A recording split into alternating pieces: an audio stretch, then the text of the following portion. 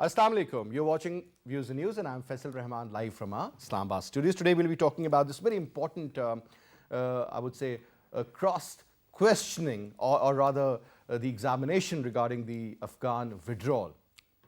None other than Mr. Blinken was there and the Committee for the Foreign Affairs, in fact, and the members of that committee had put some very strong questions to them. And interestingly, now they always had, scapegoated Pakistan in various ways at multiple times. So many occasions were there when they said that Pakistan is not doing what the Americans want them to do. And obviously Pakistan had their own interests, so on and so forth. Now they believe that the future, as far as the relationship between Pakistan and USA is concerned, it totally depends on what Pakistan does. And is it going to be another mantra of do more or some sort of an American pressure, whether through the FATF or sanctions or otherwise?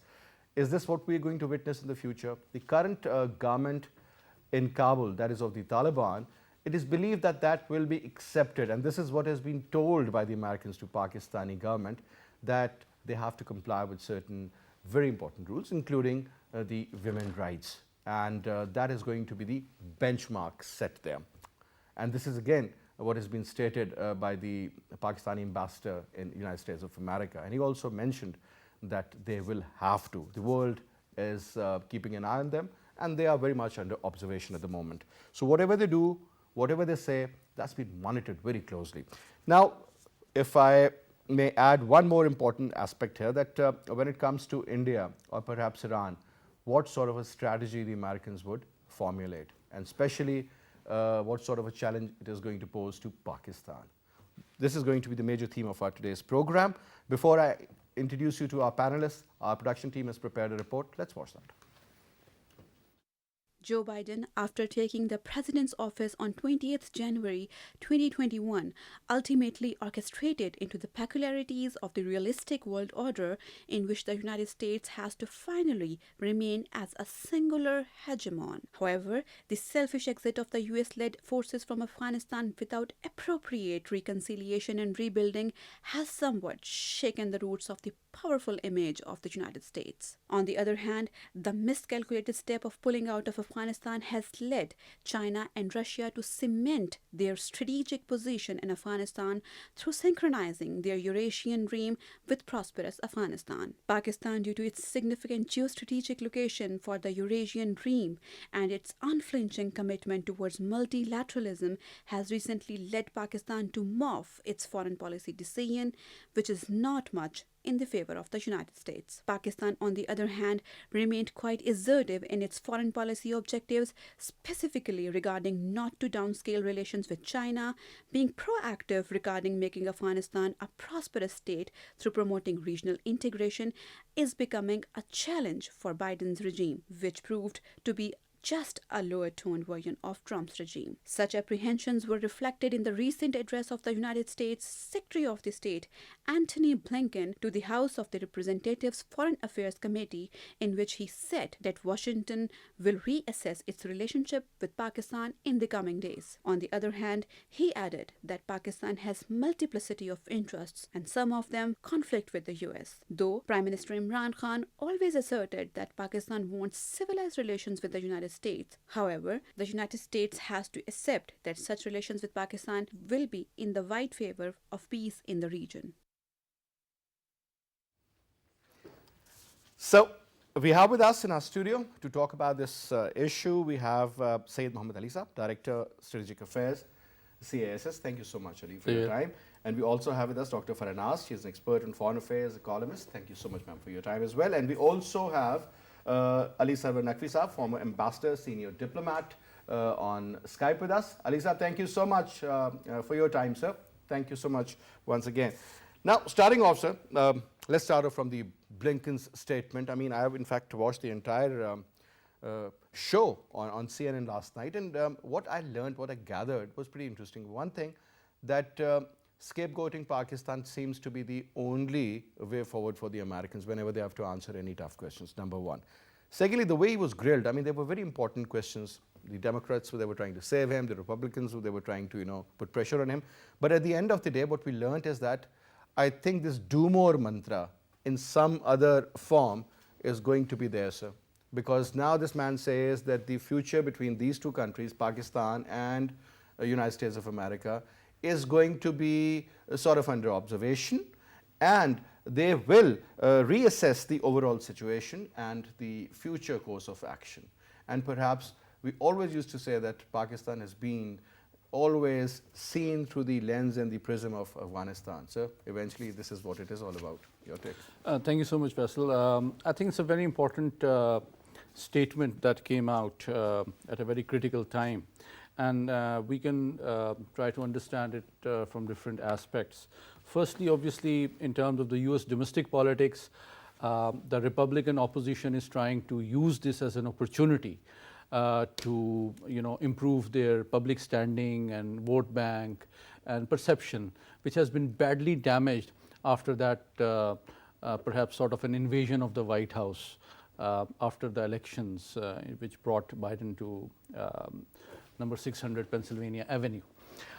Secondly, I think my view is that the swift collapse of the Ashraf Ghani administration vindicates the wisdom of President Biden's decision that the US did not want to commit or waste any of its political capital, its lives, its money, its blood in protecting and supporting a corrupt and incompetent administration in Kabul. And the swift collapse of that administration vindicates that wisdom. Although the withdrawal has happened in a a hurried manner, not coordinated either with their ISAF allies or with other departments, despite the fact Now, that again, I mean, they say, and this is again one of the reasons which was presented. He said that because the military operates in a very different way. When you tell them to evacuate, they will make sure that time is the most important element, and they'll make sure again that they should evacuate ASAP. This is the way they operate, as compared to the diplomats or other. So in certain cases, they have said that, well, the planes were ready, we were told to evacuate 100 people, only 30 appeared. And then they again blame the Afghan Taliban that they did not let those people come to the airport. But for every question they have an answer. But Faisal, just to for the benefit of your viewers, let me share with you, the US has a dedicated force which is called the Heavy Airlift Command, which is headed by a 4-star general. So evacuating 100,000 people, frankly, just to put things into context, over a month's period is not a big deal. Just to give you an example, the Hajj operation involves 4 million people moving in a month. Even an airline the size of a developing country like PIA brings more than 100,000 people to Jeddah and return within the same time frame. So if you see things in context, although there was a lot of media attention to it, but the size and the scale of operation in terms of the huge and unprecedented US airlift capacity was not that big a deal, although it could have been managed more smoothly and closely with not just the outgoing administration, but since there was no outgoing administration, it had just fled. The previous government just fled. And with the incoming government, obviously there was no coordination as much because there was a power vacuum. Internationally also, as was evident when the ISAF coalition partners, they also could not coordinate their departure with the US, and that highlighted Pakistan's critical role, that they were heavily dependent on Pakistan to facilitate their smooth, safe, secure and adequate withdrawal. But let me contextualize beyond this, let's zoom out from this operational detail and let me come back to the more important question, that why US is withdrawing. And I think you need to see 3 things in context. I think I see a realization by the Biden administration for the first time in 20 years in the US that perhaps the US needs to reduce its security commitments from West Asia, from the Muslim world, from Middle East, from even Western Europe, and let's consolidate and reorganize its defense capabilities and posture in containment of the China project. And that explains immediately after this US withdrawal, we are going to see an important Quad summit on 24th of September involving Indian Prime Minister, Australian Prime Minister and Japanese Prime Minister in person, visiting and having an audience with President Biden. So if you connect the dots, the rapid withdrawal, an immediate summit of that, accelerated Quad formation, Indo-Pacific strategy, so that is what the US concern and interest seems to be. And in this context, I think the withdrawal, the end of the military commitment is there, but they will try to use other elements of their national power in order to coerce the new administration, because right now the most important issue in Afghanistan, as you will agree, is the deepening humanitarian crisis, and the most critical support that they can have is the withdrawal, is allowing them the frozen $9 billion funds which are frozen under IMF, World Bank and the US, and removal of the new government from the sanctioned list, because that will allow legitimizing them and allowing them greater international economic support, which can allow them to govern well and stabilize Afghanistan in a manner which helps them fulfill the commitment that they have made to the international community in general, but also to the US, that they will not allow this the territory to be used against the US. Got it. I mean, obviously, as we earlier mentioned, that I mean, they are under observation. Whatever they do, that has been reported. I mean, if there is a protest, that will be reported, but all the good, good deeds, I mean, they're not, even talked about. Now, a couple of very important points, ma'am. One is about the reaction of the NATO once the withdrawal was taking place. Even, I'll just give you the example of the British Prime Minister. They all believe that hastily withdrawal, yes, ma'am. But having said that, I mean, they could have done it in a much more appropriate way. And the Americans, since they took a unilateral decision, they did not even inform. Look what happened in the Bagram base, where they left without informing anybody. One important factor. Secondly, ma'am, as earlier mentioned by Syed Muhammad Ali, that the shift is now moving from this side, from the Middle East, and from perhaps the Far Eastern, it is going towards the Far Eastern side. I'll just give you one example. The THAAD missile system that the Americans had installed in Saudi Arabia, despite the issue of Yemen. Just imagine whenever the Houthis, they fire a missile or whatever, 2 Patriot missiles are fired upon that one. So that is costing them $3 million each Patriot. Just imagine, 6 million in one go. Despite that, they have removed that. And this is about, I think, 3-4 days ago. Absolutely. It was shown through the imagery, taking a picture from the satellite. Things are changing. The American design has changed. Primarily, they're not interested in this part. They're moving towards the Far East, especially, as earlier mentioned, to contain China. Ma'am, now this is something very important, because they have their forces in Japan, they have their forces in Korea. Taiwan has been a long ally, so is Vietnam, so many other countries.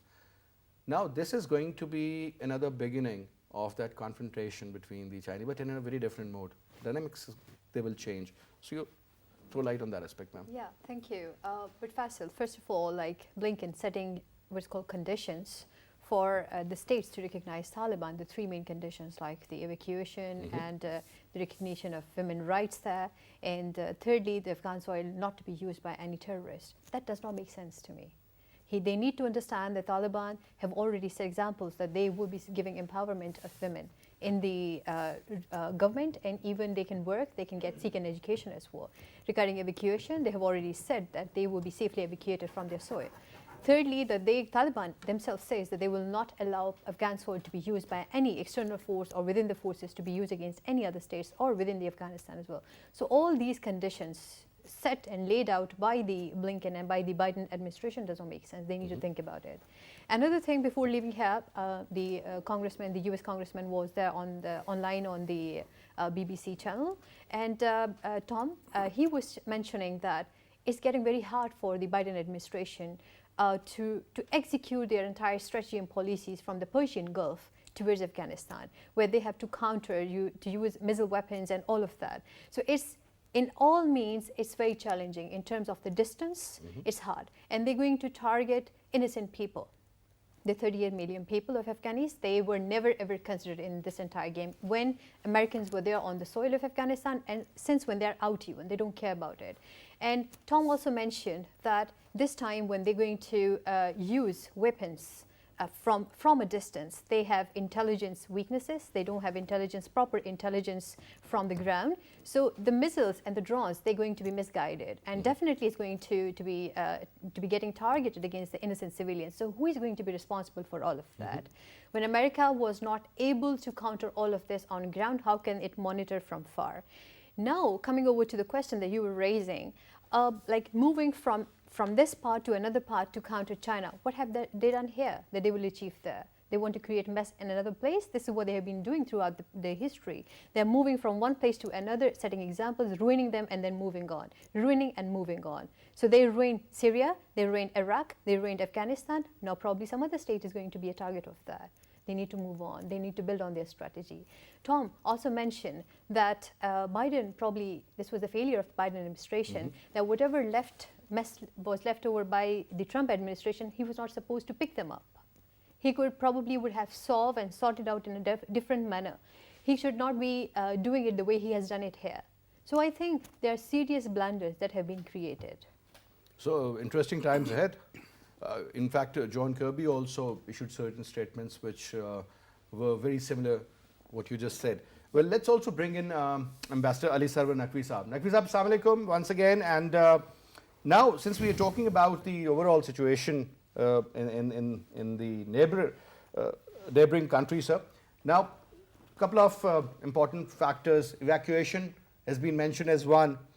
Broad-based government, again, is another bone of contention. And women's rights, or rather human rights, let's put it this way. But sir, I think evacuation, as far as that is concerned, Taliban have not stopped as such. They in fact really wanted that the brain drain should not take place. But obviously every Afghan, whether a driver or a scientist, they all want to go to West. You talk about women's rights, sir, certain visuals which we never thought we'll see. For example, women protesting on the roads in Kabul, and the Taliban fighters, they were protecting them.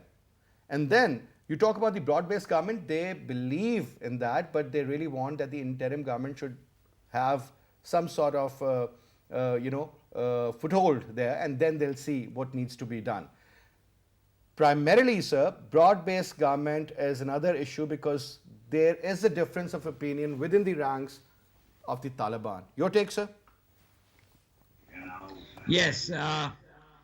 Well, you see, this is a totally unprecedented situation, and it has its own dynamics, its own sort of course of development. Now, in the first place, the Taliban have taken time to establish a provisional government. They did not rush into it. Secondly, they did assure the international community as well as international interlocutors. The head of the World Food Program was there, Peter Beasley, and there were others who were assured by the Taliban government that they will respect women's rights. They will allow the girls to go to school, the women to work in the various jobs that they hold. So the overall attitude and pronouncements of the Taliban have shown that they are mindful of international reaction to their conduct and their policies. So the change is that the Taliban are sensitive to international reaction. The second point is that the Americans are very sore at what has happened. So I imagine that they will continue to be quite upset, and therefore they will lay conditions on the Taliban. They will lay down certain threats as well for sanctions, etc. And they have already frozen their funds. So it is going to be a bumpy ride. It would be rough in the beginning. but the Taliban, I think, are handling everything in a manner in which they can deal with it. I think Pakistan should work with the with the regional countries, not the entire global community. The regional countries, China, Russia, and Iran, uh, are the regional powers that we have to work in concert with. And I think that is what we are doing. The foreign minister went to all the neighbors of Afghanistan. He made a trip to Iran as well as to the Central Asian republics. And then they have been in telephonic contact, and Pakistan is in resorting to very active diplomacy in dealing with this situation. And I think we are on the right lines. However, there are many pitfalls. There is a challenge for Pakistan that if it is scapegoated by the United States and made a target of some kind of sanctions also, then it will be, a challenge which we'll have to deal with. But it will also be an opportunity. We can play a role of a bridge between the Taliban and the Western countries. It's not going to be, by the way, Faisal, it's not going to be do more. It will be don't do this and don't do that. It will be a change of mantra. This is what Blinken said in his statement also. I mean, in fact, he did not say that, there was a very interesting meme on the social media, and that said that we have done enough. And then it says in Punjabi, sare like aur koi khidmat. The point is that, sir, now it is generally believed by the Americans, whether they accept it or they don't, they believe that there was a very major diversion as far as the strategic interest of Pakistan and the United States of America is concerned in Afghanistan. So we looked after ours, and we, to a certain level, looked after theirs. But when there was this conflict, then obviously Pakistan comes first. We have to manage our own security and the threats posed to Pakistan, its sovereignty. But now, sir, one quick comment.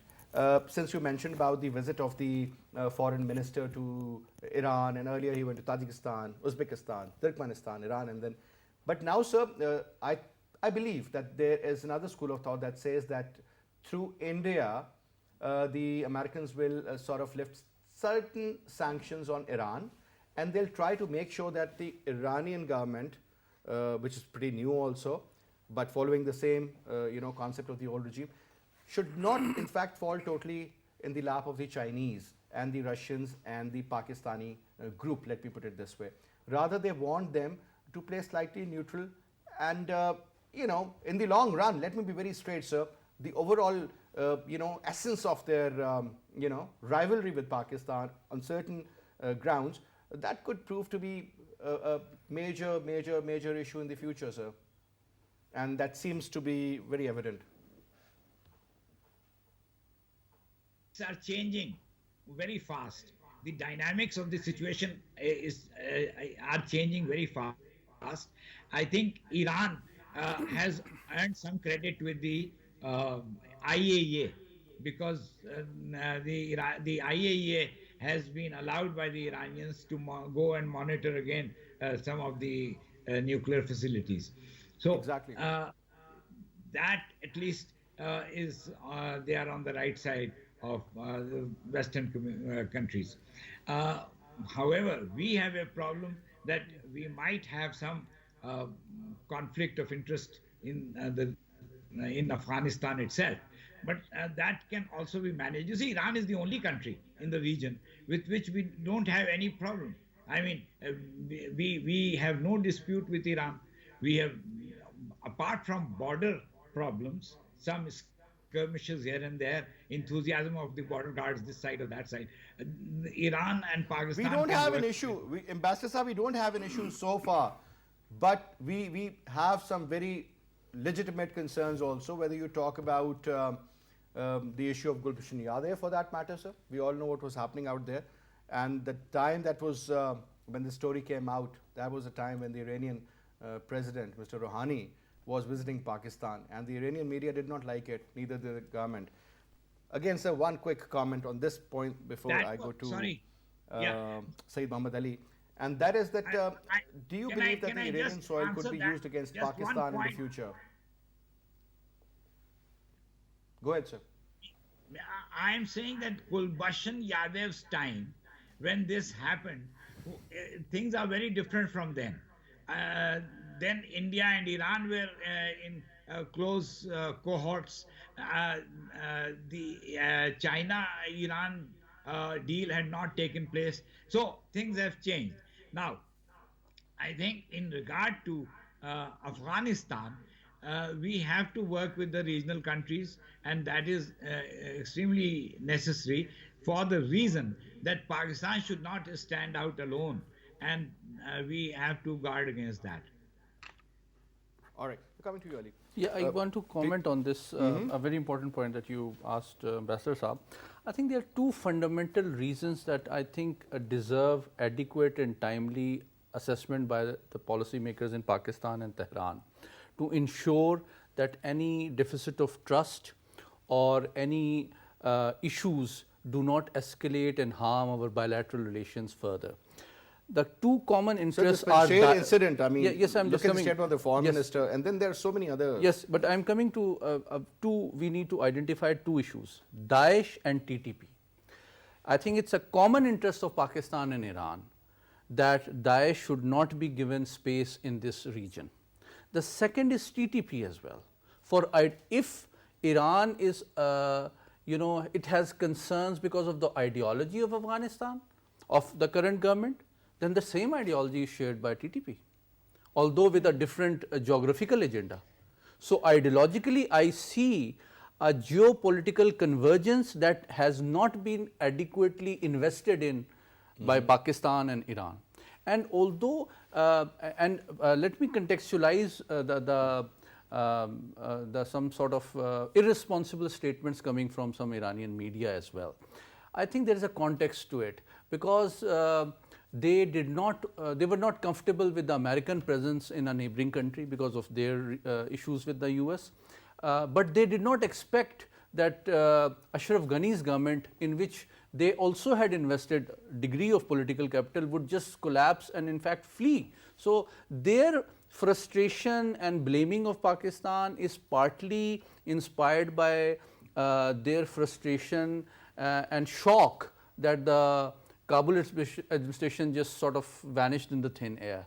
And I think with adequate damage control at the political level, at the strategic level, at the intelligence level, DGISI recently chaired a very important meeting of the intelligence chiefs, which included Iranian intelligence chief, he was the Russian chief, the Chinese chief, and also some Central Asian countries. So we are all members of the SCO. And in my earlier intervention, you recall I mentioned the Quad formation and the Quad summit, which is coming up on 24th. On 16th and 17th, there is going to be a very important and historic SCO summit coming up, in which perhaps our Prime Minister will be representing Pakistan, and he will be meeting some very important leaders. So the role of SCO, and here I'll reinforce what Ambassador NAQVI has just said, the timing of this SCO summit is very important, because China, Russia, Pakistan, Iran, Central Asian countries will have an opportunity to come up with some sort of common approach towards this region after the US military has withdrawn. So it's an opportunity for them to learn from their mistakes after the dominant US military power has departed. How can they better manage the security environment? How can they avoid the instability and build a arrangement based on common concerns of counterterrorism, extremism, drugs, and things like that? That is the mandate of SCO, and I think how do you see India being placed in SCO and being a part of Quad? Absolutely, brilliant question.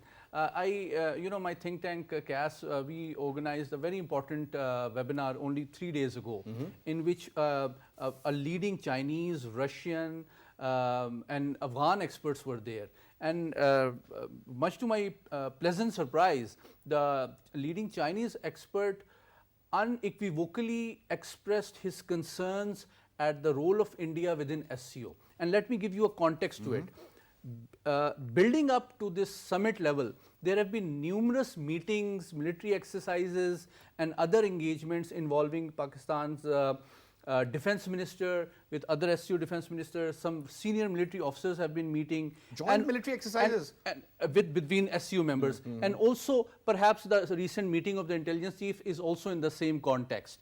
So you see an intensification of relations, a common approach at intelligence, security, defense cooperation emerging at the regional level, which will culminate with this week's summit level meeting.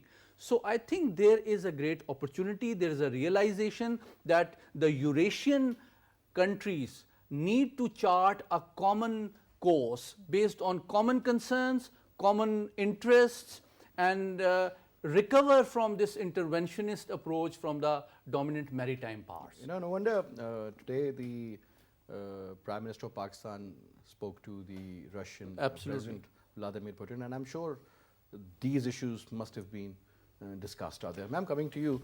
Now, when we say that the Americans believe, or according to their Secretary of State, they say that our objectives have been achieved.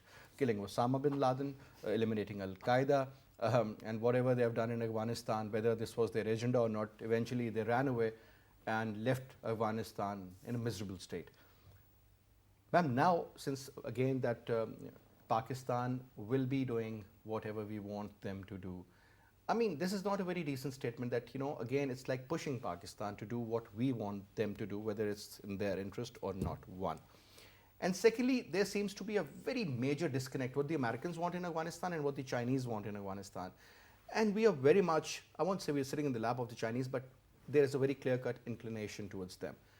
Ma'am, don't you think this is going to be the real challenge as far as the foreign policy makers are concerned? I mean, to have this balance. Earlier, we witnessed a similar situation, but that wasn't at such a mega level. That was between Saudi Arabia and Iran. Whether we did right or wrong, that is right in front of you. We claim that we have got great relationship with them, but that isn't the case, to be very honest. Your take?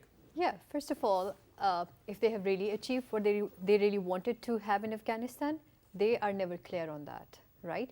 At times they say that their main agenda was to kill Osama bin Laden and to counter Al-Qaeda there. So if that was their agenda, they should have left by the time as it happened. 2011 May, yeah, that's it. That's it, go back. So it was never their agenda. They need to change their narrative towards their war on terror and their presence in Afghanistan. Then coming over to, I am completely off the picture that their agenda was to contain China, to keep an eye on the Pakistan nuclear weapon, and of course the Central Asian and this entire region. They were watching that. Now coming over to what are they expecting from Pakistan? They can't expect at this time that we will be really come to their terms all the time. Their back and forth approach will never work all the time. During the entire process of war on terror, of course we were there listening to America, whatever they were asking us to do. Do more, they do this, do that. We were doing everything related to do, right? No more do agenda is working here. When it comes to their relations with India, right? India is our, what's called clear-cut rival. And their tilt towards India is much more stronger. And we are very clear on that. When it comes to the post the war on terror, the killing of the Osama bin Laden and all, they engaged India in all sort of activities there in terms of the training, in terms of diplomatic, in terms of just name it, everything. India was involved there. What were they trying to do? What were they trying to achieve? What message they were giving us? Whenever the high-level delegation or the state-level visit happened, they went straight to India. They never came here. It's not like that we were really waiting so they should come here. But if they are... Honestly, let's be honest. I mean, we have been lying to ourselves. That's the problem. No, Faisal, I would say it like that way. When Clinton visited India and then he visited Pakistan, what kind of a visit was that? It's like something in the side dish coming along. So I would say if they are coming to South Asia and they are not even visiting India and including Pakistan, that does not offend me. But if they come, they visit India, they don't pay a heed to us, I do mind as a state. So they need to understand it. If they want Pakistan, they need to Ma'am, have Trump clarity visited here. India. Prior to Yeah. that, Obama visited India. I mean, Look, I was Biden was kind enough to visit as a vice president and even the Joe to play Biden, cricket with the kids. like Joe Biden, like he got a chance to be in touch with the Indian side, but like here at this point in time, when they consider Pakistan a very geostrategically a very important country, and the Secretary of State is saying that the Joe Biden government recognized the fact that Pakistan has a very important place in the entire situation. What are they thinking of us at first place? They need to understand, they need to get clarity on what they are expecting from Pakistan, what are their demands, and if their demands are reasonable enough, they need to think about who is our friend and who is our rival. And they are expecting us that we should break up with the friends, like with China. I think it's not practical, it's not possible at all. And looking at the current scenario, you know, when you're talking about SKYPE, ma'am, another important area is that do you think that when we talk about Chabahar or some sort of a similar engagement, obviously you can't push Iran that the Chinese have committed about 400 billion in the next 20-25 years, great amount pouring in. But ma'am, at the same time, and this is about 15 to 16 billion a year. That is such a strong commitment. But ma'am, when it comes to United States of America, obviously if they lift certain sanctions, if they let's suppose because they have frozen their accounts, and we have also learned that one is around $220 billion, and other, if you put them together, it's around 300 billion. Then the Iranians have precious metal, they have the gas reserves, they have the oil reserves, and they can do so much of trade. I mean, I just still remember when Rouhani Saab went, no, it wasn't Rouhani, or was it Rouhani Saab, when he went to Italy, and then from Italy he went to France, if you remember, and he literally ordered about 450 jets from Airbus, along with Boeing. Primarily, majority was from Airbus. I mean, that's how he wanted Iran to grow. Increase the tourism, let people come, you go out. Let's expose Iran in the right way. It's projected. But nothing happened because, again, of the foreign, intervention. The bad boy of the region was always Iran. If you look at it from the prism of the Americans. That could be a great opportunity for the Iranians to side with the Americans and the Indians and look after their exports and imports, because currently, ma'am, just look at the equation. Our trade with Iran is less than $2 billion, bilateral trade I'm talking about. India has 30 billion plus. Fair enough. That tells you the story. Fair enough. Can I comment on this? Please go ahead. I think there is a context to it, and I think it was probably earlier discussed as well. JCPOA is very important because of the Joint Comprehensive Plan of Action, popularly known as the Iran nuclear deal related sanctions. Many businesses in Pakistan are reluctant to engage with Iran because that will have legal consequences and they will be deprived of their export market to the US. So there is a US legislation which prevents Pakistani companies. However, the geopolitical context that you rightly pointed out is very interesting, that the Japanese companies are investing in Iran. India is doing a lot of business there. 1/3 of the oil is still imported Absolutely. from Iran. So why Pakistan is so paranoid with improving relations with Iran? That You is can't one do context. trade in dollars. It's a bilateral trade that's Absolutely. going on. And that's the core thing, Ali. And also, on an interesting note, China, if you look at their defense posture, the defense forces of Iran, they are mostly of Russian and Chinese origin. So how are they buying weapons from Russia and China despite JCPOA? And the most interesting thing is some of their very modern US origin aircraft like F-14 Tomcats, F-4 Phantoms, C-130s, All they are obsolete. still operational. And they are of US origin and which were sanctioned in 1979. They had them exactly when Shah Iran was in power. But I want to because you probably don't have much time, I want to bring your attention to the fact that there are still lot of convergences between Washington and Pakistan beyond Afghanistan. The problem with Pakistan-US bilateral relations is that for the 74 years, US has looked at Pakistan in the context of Afghanistan, and we have had expectations from the US in the context of India. So we have never actually built the bilateral relationship in the context of mutual convergences of interest based on bilateral interests. And let me quickly flag a few. you know, we have a responsibility, not just our diplomats, our scholars, our think tanks, our academics, our journalists, our anchors like yourself, to warn the US that by building up India, a Hindu extremist-led country armed with nuclear weapons is a very irresponsible act. Because US, what does the US want? If you were an American, what would you want? You want to maintain your preeminence in the world order? And is they that what are you doing that. Okay, so by building up an anti-status quo power led by an extremist organization like India, they are actually shooting themselves in the foot. And actually India is playing a very smart game by attracting the best of their technology, getting the best of their weapons, getting all the diplomatic support for That's a very smart move. UNSC membership and NSG membership, by fooling them that we will be available in the containment of China project. While If they are goofs and they are being fooled, that's I'm our sure they're not responsibility. goofs, by the way. Sir. No, I'm not saying that, but India is very smart, because you know the bilateral trade between China and New Delhi is much more than the entire Chinese commitment towards CPEC.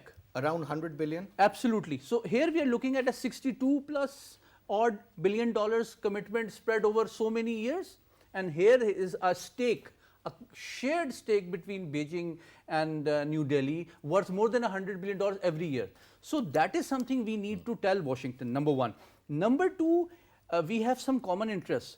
Afghan Taliban have made a security commitment under Doha Accord to the US that they will not allow the territory to be used against any other country. I think Islamabad has similar expectations from the new administration in Kabul, that we don't want the Afghan territory to be used by either TTP, by Daesh, by BLA, BLF. And I think it is a test of time. I think the new administration in Kabul needs to prove its commitment to us.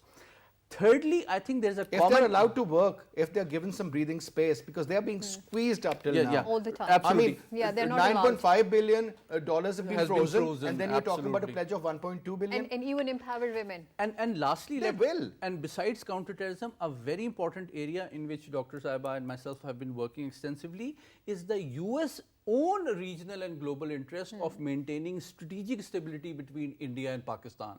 Because if Indian strategic capabilities develop to a point where, coupled with its extremist ideology and avoidance and reluctance to engage Pakistan in conflict resolution, it engages in irresponsible actions like surgical strikes and things like that, I think then the US has a huge responsibility in ensuring that India's attraction of high-tech weapon systems and technology does not translate into a greater risk of nuclear escalation in South Asia. So US Balance of power has to be is maintained. very important at a time when US is building up India against China, but the reality is their threat perception, their dogma, their hatred, their defense posture is primarily against Pakistan.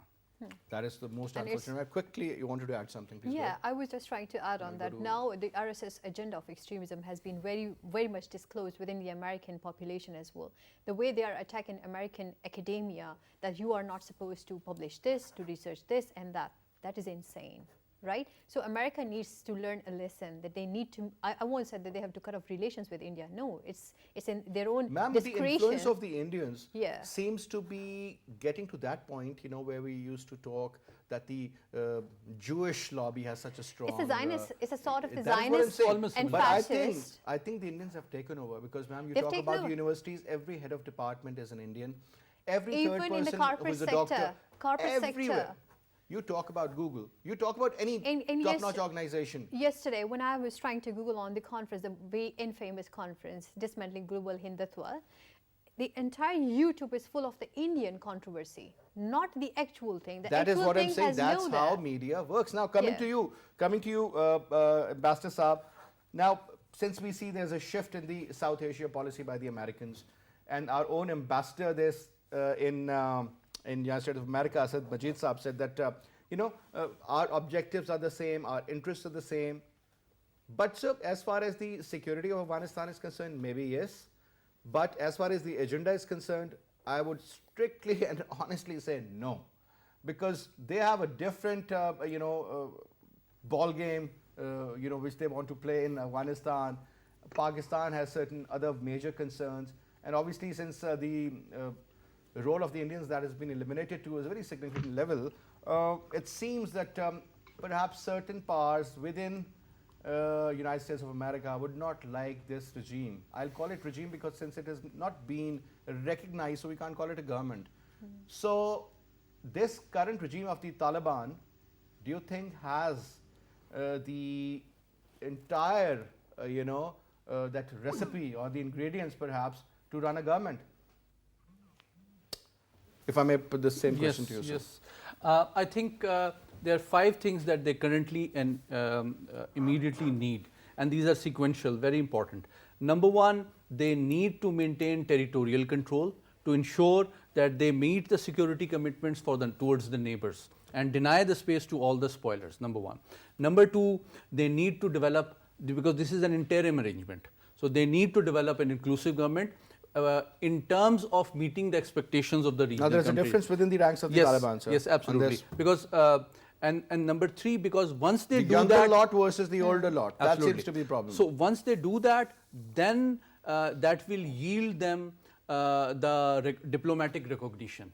And once they receive a diplomatic recognition, then will come the humanitarian assistance, foreign investment and trade and all that. So this is a sort of a roadmap which has 5 steps. So it is very important that, like Ambassador Saab also rightly pointed out, that the regional countries have the biggest stake and the biggest risk, because they have suffered the most out of the instability and conflict in Afghanistan. So and it doesn't bother the Americans, so? Yeah, absolutely, because if the Americans have left and they are not making any economic commitments and not releasing the money, so hard luck. But the thing is, the neighbors have the responsibility, because if they help the Afghan nation, the Afghan people address the humanitarian crisis, the economic meltdown, then it will also prevent the Afghans from leaving the country and creating a migration crisis and refugee crisis in the neighboring countries. 1/4 do not even know how they're going to eat.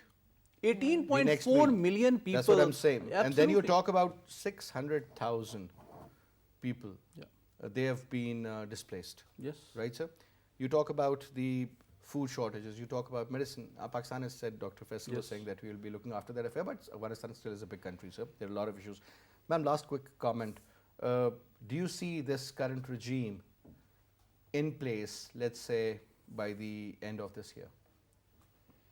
Or you think that there are a lot of other players who would not like them to be there? For example, India.